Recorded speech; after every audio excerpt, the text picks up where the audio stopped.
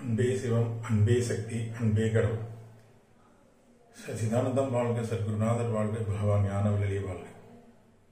என் அப்பனே சச்சிதானந்த சத்குருநாதா, உன் அருளையும் உன்னுடைய அனுகிரகத்தை நினைத்து நினைத்து அனைவரும் நலமாக உன்னுள் பெறவே உன்னுடைய வேண்டிக் கொண்டு திருவடி சேர்க்கிறேன். குருநாதா, எல்லாம் உன் செயலே, எல்லாமும் நீயே. ஒரு முறை ஆண்டவனை பார்க்க கணக்கம்பட்டி போயிருந்தோம். அப்போ எல்லா குடும்பத்தோடு போயிருந்தோம். எங்கள் அண்ணா ஒரு ஆள் தஞ்சாவூர்லேருந்து, அவங்க ஃபேமிலியோட அவங்க ஒரு காரில் வந்திருந்தாங்க, நாங்கள் ஒரு காரில் சாமியை பார்க்க போயிருந்தோம். அப்போ போயிட்டு முதல் நாள் தங்கி சாமியோட இருந்து எல்லாம் பார்த்துட்டு, அப்போ சாமி கூட இருந்தவர் ஒரு புரோட்டா மாஸ்டர்னு சொல்லிட்டு சாமி கூட நிறைய பேர் இருப்பாங்க. அதில் ஒரு ஆள் அவர் நைட்டு நாங்கள் எல்லாம் தனியாக பேசிக்கிட்டு இருக்கும்போது சொன்னார், வாங்க பக்கத்தில் 2-3 சித்தர்கள்லாம் அடக்கமாயிருக்காங்க, போய் பார்ப்போம், வாங்க சுவாமி அப்படின்னு கூப்பிட்டார்.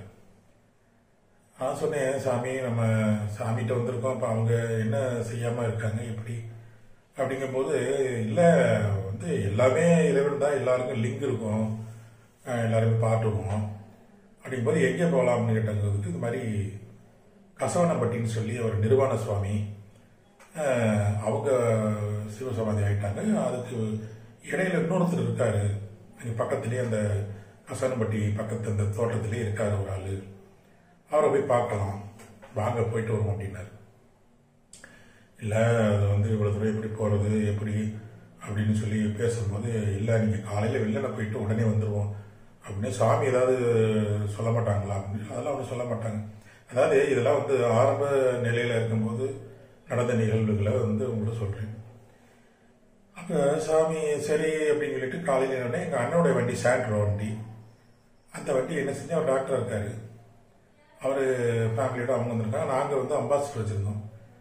அப்போ சொன்னார், அம்பாசிடரில் போகிறதுனா கூட கொஞ்சம் லேட் ஆகும், உங்கள் வண்டி அந்த வண்டியில் சின்ன வண்டியாக இருக்குது, 2வது ஃபாஸ்ட்டாக போயிட்டு வந்துடலாம் அப்படின்ட்டு அந்த வண்டி எடுத்துகிட்டு வாங்க அப்படின்னு சொல்லி சொன்னார். இதெல்லாம் நைட்டே பேசிட்டோம், முதல் நாள் நைட்டு. சாமிக்கு நம்ம என்ன பேசுறதுக்கு தெரியாமல் இல்லை, இருந்தாலும் அந்த ஒரு ஏதோ ஒரு காரணத்துக்காக அவங்களும் ஒன்றும் சொல்லலைன்னு வச்சுங்களேன். நாங்கள் விடிகாலம் என்ன பண்ணோம், அன்னைகிட்ட சாமி வாங்கிட்டு ஒரு 5:30 மணி 5:45 இருக்கும், அவர் புரோட்டா மாஸ்டர் வந்துட்டார், வாங்க போவோம்ட்டு. அன்னை அப்படி வண்டி எடுத்துகிட்டு இந்த போயிட்டு வந்துடும் பக்கத்தில் அப்படின்னோடனே அவர் ஒன்றும் சொல்ல, சரிட்டு வண்டி எடுத்துகிட்டு நேராக கிளம்பி கணக்கம்பட்டியிலேருந்து நேராக ஒட்டஞ்சத்திரத்துலேருந்து நேராக அப்படியே இதுக்கு இப்போ கசவனம்பட்டிக்கு போகிறோம் போய்கிட்டே இருக்கும். என்னங்க இவ்வளோ தூரம் ஆகிட்டு இருக்கோம் அப்படின்னு சொல்லி கேட்குறேன் அவர்கிட்ட. இல்லை இந்த வந்துருச்சுன்னு சொல்லி நேராக போயிட்டு கசவனம்பட்டி போயிட்டோம். அங்கே போயிட்டு பார்த்தீங்கன்னா, அங்கே உள்ளே போய் சாமியெல்லாம் கும்பிட்டுட்டு அப்படியே வெளியில் வந்தால் அவர் பக்கத்தில் தோட்டத்தில் இருக்கார், அந்த சாமி இருக்காரு. அவரோட சரி சொல்லிட்டு அவரை போய் பார்ப்போம் அப்படிங்கும்போது, அவர் போகும்போது அவருக்கு ஏதாவது வாங்கிட்டு போகணும்ல அப்படின்னும் போது, என்ன வாங்கிட்டு போகலாம் போது, ஏதாவது அவருக்கு சிகரெட்டுனா ரொம்ப பிடிக்கும், ஒரு சிகரெட் ஒரு பாக்கெட் வாங்கிக்குவோம், அப்புறம் ஏதாவது பிஸ்கட் ஏதாவது வாங்கிக்குவோம் அப்படின்னு ஏதோ ஒன்று சொல்லிட்டாரு. அப்புறம் அதை வாங்கிட்டு போனோம். அவர் வண்டி நிப்பாட்டினோன்னா அவருக்கு பார்த்து அந்த ரோட்லேருந்து பார்க்கும்போது கொஞ்சம் தூரத்தில் ஒரு மரத்தடியில் உட்காந்துருந்தாரு. கிட்டக்க போனோன்னே அப்புறம் சரின்னு சொல்லிட்டு அவர் நெருங்கி வந்தார். அப்புறம் இந்த சிகரெட் எடுத்து கொடுத்தோம். ஒன்றா பற்ற வச்சுட்டே இருந்தார். இப்படியே மெதுவாக எங்கள் கூடயே இங்கே கார்லேயே ஏறிட்டார்.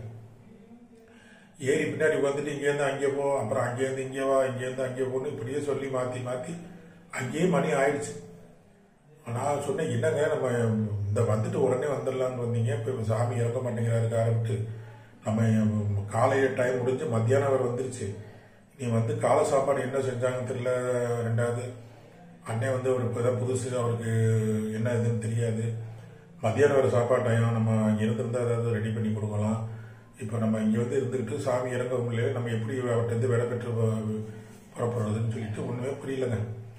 இப்படியே இது பண்ணி கடைசியில் அந்த ஒரு 1 மணி 1:30 மணி இருக்கும்.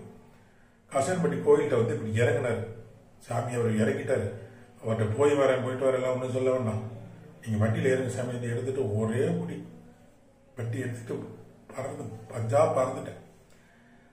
என்ன சாமி இப்படி போறீங்களே அப்படின்ட்டாரு. ஏங்க நம்ம இவ்வளோ நீங்கள் வந்துட்டு உடனே வந்துடலான்னு தான் சொன்னீங்க, இப்போ இங்கேயே மணி 1:30 மணி 2 மணி ஆகுது, நீ மத்தியானம் சாப்பாடு எங்கேயாவது இவ்வளோ தூரம் போகணும், எப்படி போய் வாங்கி எப்படி போய் என்ன சொல்ல போகிறான்னு தெரியலையே அப்படின்னு சொல்லிட்டு அந்த வண்டியில் வந்துக்கிட்டு இருக்குங்க. ரோட்டில் நல்ல ஸ்பீடாக வந்துக்கிட்டு இருக்குன்னு வச்சுங்களேன். வேகமாக போயிடுவோம்ட்டு வந்துக்கிட்டு இருக்கு. சாமியே சர்க்குனாதான் நான் என்ன செய்வேன்னு தெரியல. நான் உங்கள்கிட்ட கூட ஒரு வார்த்தை கூட நான் உள்ளமே கேட்கல. நான் சொல்லவும் சொல்லாமல் வந்துட்டேன். இவர் சொன்னார்னு இங்கே பார்த்தேன். இவர் வண்டி சாமானியமாக விடுற மாதிரி இல்லை. இப்போ வந்துக்கிட்டு இருக்கேன் பார்த்தேன். எப்படியா நீங்கள் தான் ஒரு அண்ணன் ரொம்ப கோச்சுக்குவார். சாமி நீங்கள் தான் பார்த்துக்கணும்னு சொல்லிட்டு இப்படியே நினச்சிக்கிட்டு வண்டியில் வர ஒரு ஃப்ரெண்டில் உட்காந்துருக்காரு. நான் தான் கார் ஓட்டிகிட்டு வரேன். கார் ஓட்டிகிட்டு வேகமாக வந்துக்கிட்டு. அப்போ வந்துக்கிட்டு இருக்கும்போது என்னன்னு கேட்டிங்கன்னா, ஒரு பஸ் ஒன்று போய்கிட்டு இருந்துச்சு. அந்த பஸ்ஸை பின்னாடி நான் தொடர்ந்து வந்துக்கிட்டு இருக்கேங்க. தொடர்ந்து ஸ்பீடாக போனோம்னா அவன் என்ன செஞ்சுட்டாங்க, டக்குன்னு என்னன்னாலும் ஒரு இந்த குட்டியானு சொல்லுவாங்க, சின்ன மினி வேன். அந்த வேன் என்ன செய்யறாங்க, இந்த பஸ்ஸை கட்டணும்னா அவன் லெஃப்டில் சைடு கொடுத்துட்டு பஸ் அந்த சைடு வாங்கி போறாங்க. பஸ் போறான்னு சொல்லிட்டு இந்த குட்டியான என்ன செஞ்சாருன்னா அவனை ஒதுக்கிட்டு, நான் பின்னாடி சின்ன சேட்ரோ தானே அந்த காரு, அதனால பின்னாடி அதோடய வந்துட்டு இருக்கும்போது என்ன செஞ்சுட்டாருன்னா இந்த பஸ் போனோன்னா டக்குன்னு ரைட்ல ஏறிட்டாரு, ரோட்ல ஏறிட்டாரு. அந்த குட்டியான அந்த வேன் ஏறிடுச்சு.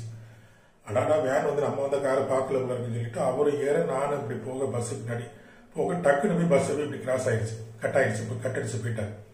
போனா பாக்குறேன் எய்தாப்புல பெரிய ட்ரெய்லர் லாரி ஒன்று வருது, பெரிய லாரி.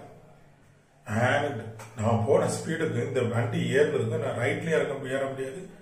இதுல எப்படி கட்டடிக்காம கரெக்டா வந்துட்டான் உள்ள. பஸ்ஸுக்கு மட்டும்தானே பின்னாடி வண்டி கார் வந்தது, அவரையும் பார்க்கல, அந்த லாரிக்காரும் பார்க்கல. நான் போன ஸ்பீடுக்கு என்ன செய்வேன்னு தெரியல. சத்குருநாதான்ட்டு அப்படியே 2 கையும் எடுத்துட்டேன். டம்முன்னு, அதாவது ஊயின்னு ஒரு சவுண்டு கெடுத்துங்க. இது நடந்தது. இது என்ன ஒரு பெரிய ஆச்சரியம் பாருங்களேன். நான் அப்படியே நேரம் வண்டியை விட்டுட்டேன். விட்டதான் அதாவது என்ன நடந்துச்சுன்னு தெரியல. எனக்கு அப்படியே ஒண்ணுமே புரியலைங்க. அப்படியே ஊயின்னு ஒரு சவுண்டு மட்டும் தான் கேட்டுச்சு. சரி ஏதோ நம்மளுக்கு நடந்துருச்சு அப்படிங்கிற மாதிரி நினைச்சுக்கிட்டு இருந்தா, ஒரு எத்தனை நிமிஷம் ஆனிச்சு, எத்தனை செகண்ட் ஆனிச்சு தெரியலங்க. எப்படி கிரெயின் எப்படி ஒரு ஏதோ ஒரு பொருளை அப்படி தூக்கி அப்படி வைக்கும் பாருங்க, ஒரு ஏதாவது பார்சல் அப்படி தூக்கி கிரெயின்ல எப்படி தூக்கி வைக்குமா, அது மாதிரி இந்த காரில் மோதிருச்சா மோதலையா ஒண்ணுமே தெரியலங்க. நான் ரோட்ல வந்துட்டு இருக்கேங்க. அவரு இப்படி முன்னாடி உட்கார்ந்து இருக்காரு. என்ன நடந்துச்சுங்கிறது அவருக்கும் தெரியல.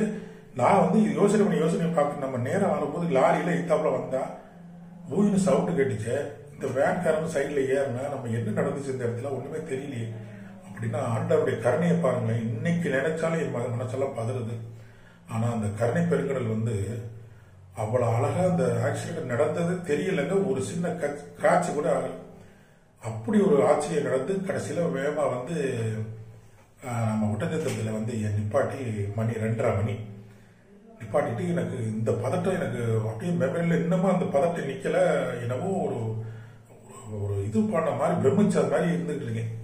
நான் இறங்கி போக முடியாம இந்த இவர்கிட்டே சொல்லி போய் ஒரு 4 சாப்பாடு வாங்கிட்டு வாங்கன்னு சொல்லி பணத்தை கொடுத்து அந்த கடையில போய் அங்கே போனா சாப்பாடுலாம் தீர்ந்துருச்சுனாங்க. அப்புறம் 2 கடையில விசாரிச்சு அது மெயின்ல ஏதாவது இருந்தா வாங்கிட்டு வாங்க, எது இருந்தாலும் வாங்கிட்டு வாங்கன்னு சொல்லி அப்புறம் கடைசியில் ஒரு கடையில வாங்கிட்டு பார்சலை வாங்கி வச்சுட்டு கிளம்புறதுக்கு அந்த மணி 3 மணி ஆயிடுச்சு. ஒட்டஞ்சத்திரத்துல திருப்பி இங்கேருந்து பிடிச்சி கணக்கம்படிக்கு போயிட்டோம். கணக்கம்படிக்கு போகும்போது சாமி பழனிக்கு இங்கே போயிருந்துருக்காங்க. போனோட அப்புறம் அண்ணன் எங்கப்பா போனேன், ஏப்பா நீ ஒன்று கூட சொல்லாமல் போனேன், காலையில போனாலும் அங்கே என்ன எதுன்னு நாங்கள் பதறது, நீ என்ன எதுவும் சொல்றது இல்லையா பண்றது இல்லையா பிடிச்சி அண்ணன் சத்தம் பண்ணிட்டு இருந்தார். நான் அவர் ஊருக்கு போகலான்னு நினைச்சிட்டு இருந்தேன். காலைல சாமியை பார்த்துட்டு நம்ம நேரத்தையே வந்துட்டோம்ல, காலைல போயிட்டு வரலான்னு நினைச்சிட்டு இருந்தேன். நீ பாட்டுக்கு ஒன்றும் சொல்லாமல் போயிட்டியே அப்படி இப்படின்னு அவர் காட்டி பிடிச்சி கத்துனாரு. இல்லை நான் அந்த மாதிரி சாப்பாடு வாங்குறதுக்காண்டி போயிருந்தேன், 2வது தெரிஞ்ச இடத்துக்கு போயிருந்தேன், கொஞ்சம் லேட் ஆயிடுச்சு அப்படின்னு நான் எதுவுமே சொல்லலை. எங்கள் வீட்டில் அவங்கள எங்கே போனீங்க, சாமிகிட்ட வந்தீங்கன்னா சாமிகிட்ட இருக்க மாட்டீங்களா, எங்கள் பாட்டுக்கு இங்கே போறீங்களே, இப்படிலாம் வந்துட்டு போகலாமா அப்படின்னு சொல்லி அவங்களே சத்தம் போட்டாங்க. நான் பேசாமல் போய் இந்த வியாபாரத்தில் பார்த்துட்டேன். இது என்னன்னு கேட்டிங்கன்னா, அவங்க நினைச்சிருந்தா நம்ம சாமியோடைய ஒரு அனுக்கிரகமோ அவங்களுடைய பார்வை இல்லாமையோ இல்லை அவங்களுடைய அனுக்கிரகம் இல்லாமல் இதுல இருந்து ஒரு முடிவோட தப்பிச்சிருக்கவே முடியாது. அவங்க சுவாமியுடைய அனுக்கிரகத்தினால எவ்வளவு பெரிய பாக்கியம். அதாவது எதுக்கு இதை சொல்ல வரேன்னு கேட்டீங்கன்னா, இப்ப நம்ம ஒரு சாமி எனக்கு உணர்த்தினது எல்லாமே என்னன்னு கேட்டீங்கன்னா, முழுமையா சொல்ல போனா அவரை நம்பி போய் இறங்கிட்டோம், அவரை பார்த்து இறுக்கி பிடிச்சிட்டோம்னா அவனே சரணாகதின்னு ஒரே மனசா இருந்துடும். அவர்கிட்ட போயிட்டு அடுத்த இடத்துக்கு போகணும், அங்கே போகணும் இங்கே போகணுங்கிறதெல்லாம் இப்ப நம்ம குழந்தை இருக்கு, நம்ம எல்லாம் அந்த பிள்ளைக்கு செய்வேனுங்கிறது செய்கிற எல்லாம் பண்ணிக்கிட்டு இருக்கோம். அப்படி ஓவியமாக வச்சு பார்த்து அவருக்கு எல்லாம் பார்த்து பிள்ளை நம்ம பிள்ளைன்னு செஞ்சுக்கிட்டு இருக்கும்போது அதே பிள்ளை நம்மள்கிட்ட இருந்து எல்லாம் பார்த்துக்கிட்டு பக்கத்து வீட்டில் வீணு எனக்கு ஏதாவது கொடுங்கன்னு கேட்டுருந்துச்சுன்னா நம்மளுக்கு எவ்வளோ வேதனையாக இருக்கும். ஏண்டா உனக்கு நாங்கள் என்ன செய்யாமல் இருக்கேன், என்ன பண்ணாமல் இருக்கேன், நீ ஏன்டா அடுத்த வீட்டில் போய் நின்று கையேந்தி நிற்கிறேன்னு நம்ம நினைக்க மாட்டோமா?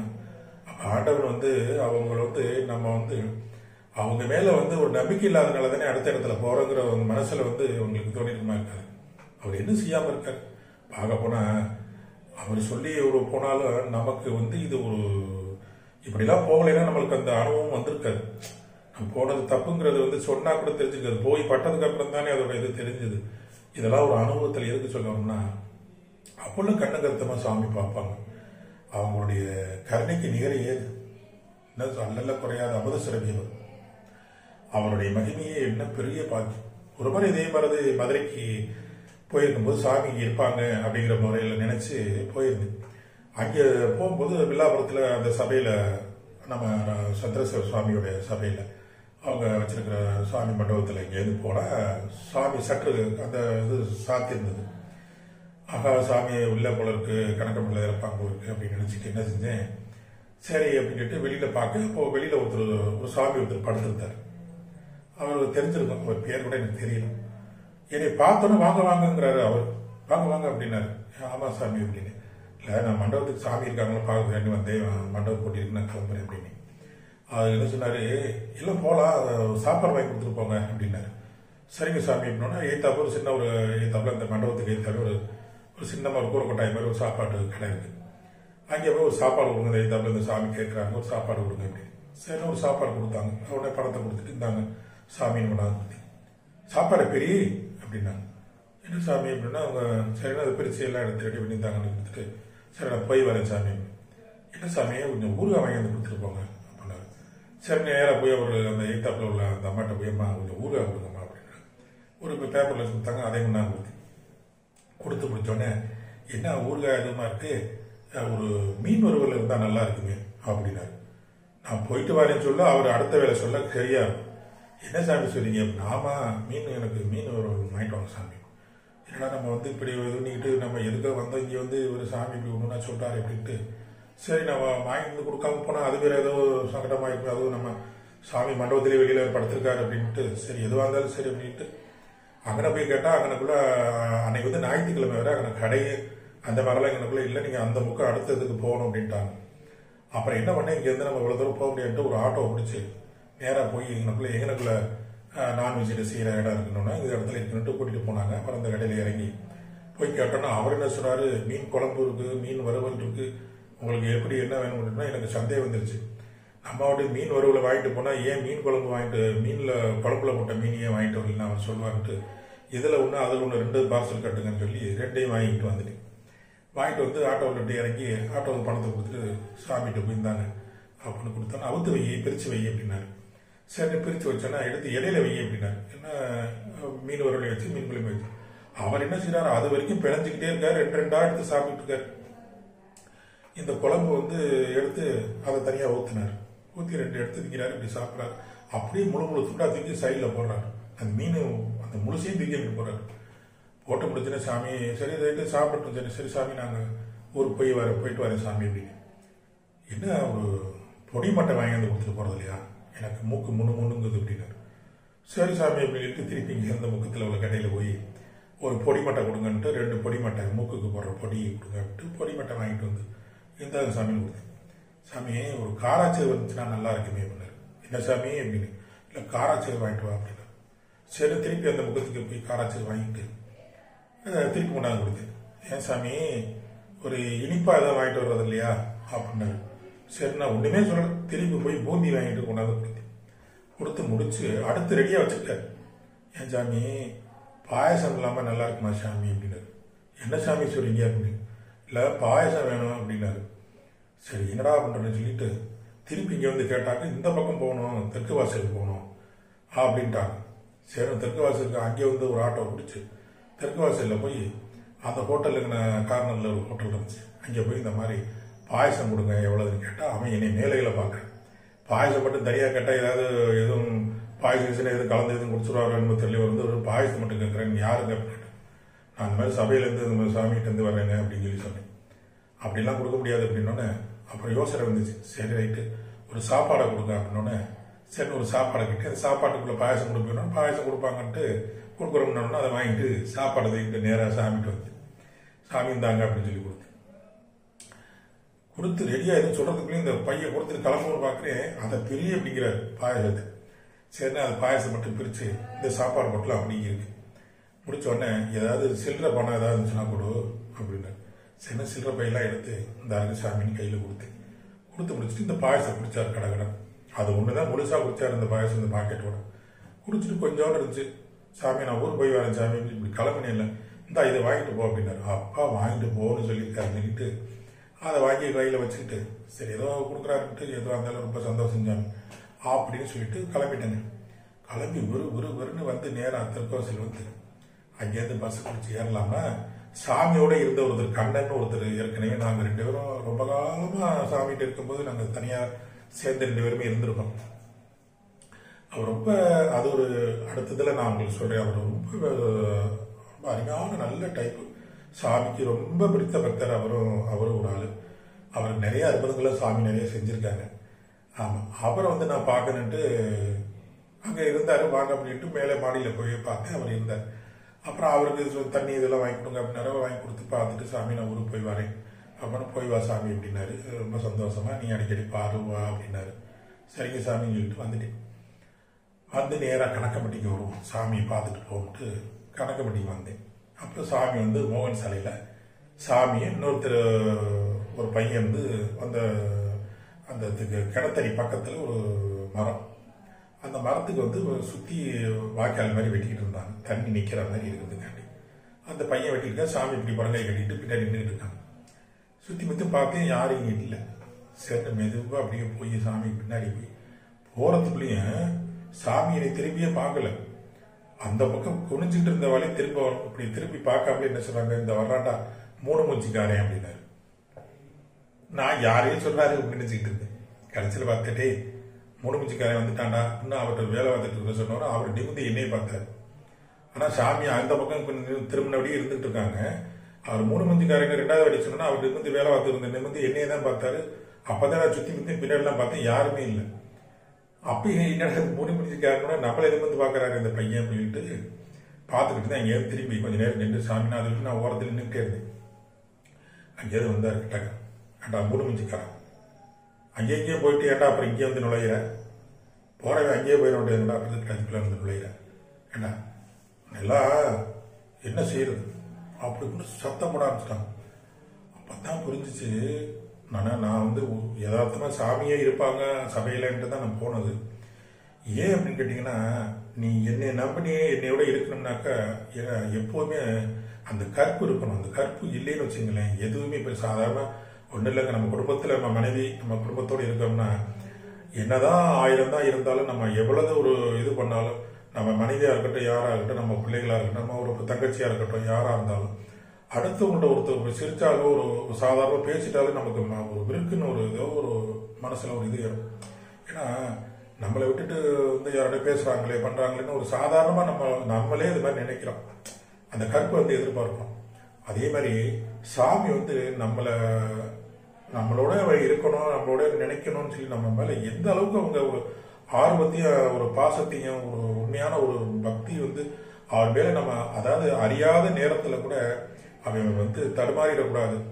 ஏன்னா நீ பார்ப்பான் அவன் பார்ப்பான்னு இப்படியே ஒவ்வொரு இடமா இப்படி ஒருத்தனே சரணாதி ஆகணும். ஒரே குரு, அதாவது நல்ல மாட்டுக்கு ஒரு சூடு.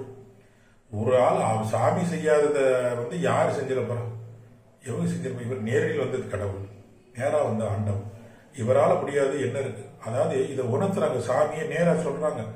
நீ என்கிட்ட வந்தீங்கன்னா என்னோட இருக்க வேண்டியது, நீ ஏன் அங்கெல்லாம் போற அப்படிங்கிறத எவ்வளவு நாசுக்கா சொல்லி நல்லது கெட்டது. அதாவது சாமி மதுரை வக்கீல் கூட அந்த பாட்டில் பாடிப்பாரு. நான் ரொம்ப நாள் அந்த பாட்டில் கேட்டிருக்கேன். இந்த சொன்னது நீதானங்கிற படத்துல அந்த பாட்டை, தெய்வத்தின் மார்பில் சூடிய மாலை திருவினிலே விழலாமா, திருவினிலே விழுந்தாலும் வேறோர் கைப்படலாமா, ஒரு முறைதான் ஒரு கொடியில் மலரும் வருமல்லவா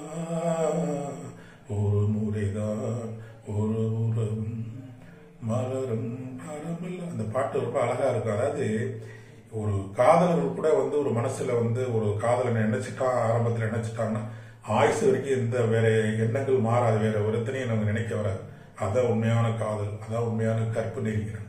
ஒரு பாட்டுல கூட அந்த மாதிரி கற்பு நெறி மாறாம இருக்கணும் அப்படிங்கிறதுக்காக இந்த பாட்டை வந்து அழகா சொல்லுவாங்க. அதாவது நான் இறைவனுக்குன்னு சொன்ன மாலை, அவர் சாமியே வேண்டாம், அவருக்கு நான் மாலையா தெரிச்சு ஒரு காலத்துல போறேன்னு வச்சுங்களேன், நான் ஒரு மாலையாவே சாமி கழுத்துல இருக்கேன்.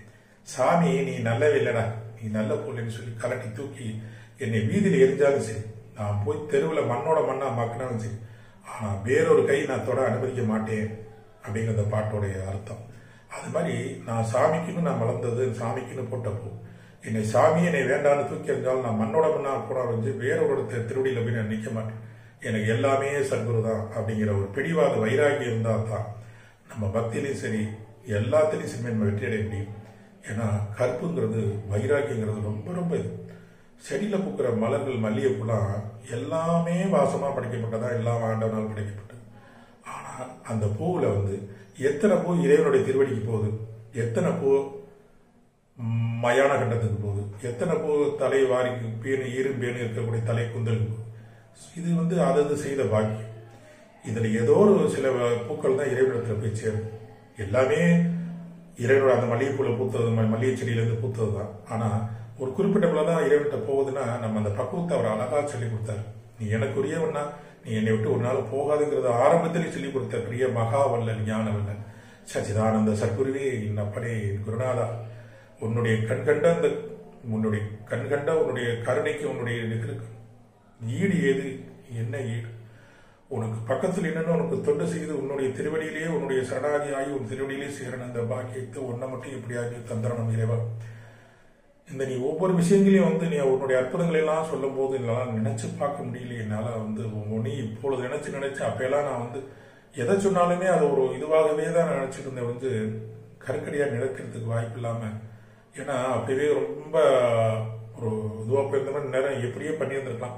ஆனா சாமி எல்லாமே நமக்கு செஞ்சு கொடுத்துருக்காங்க. ஆனா நம்ம உண்மையாவே அவர் நினைக்கத்தான் மறந்து இருந்துட்டுமே ஒழிய மற்றபடி நிறைய பேர் ஏங்கியிருக்காங்க, நிறைய பேர் சொல்லியிருக்காங்க. ஆனா அவர் மாதிரி ஒரு கருணை பெருங்கடலை இனிமேல் வந்து நம்ம இந்த ஜென்மமே போதும், மீண்டும் பிறந்தால் உன்னை மறவாது இருந்து உன் தொண்டனாகவே பிறக்க வாய்ப்புகள் இருந்தால் அதை செய்ய ஆண்டாலும்.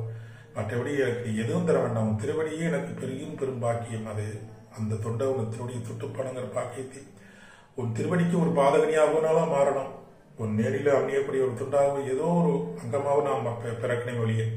எனக்கு பிறவியில் போதுமென்ற ஆண்டவனி சச்சிதானந்த சத்குருநாதன், உன்னை நம்பி வரக்கூடிய அத்தனை பேரையும் கைவிடாமல் காத்தருள வேண்டும் பகவானி ஞானவல்லி. எல்லாம் உனது செயல் அனைத்து நீயே, எல்லாம் அல்ல இறைவனே நீயே, நீயே அனைத்து நீயே. சத்குருவே சரணம்.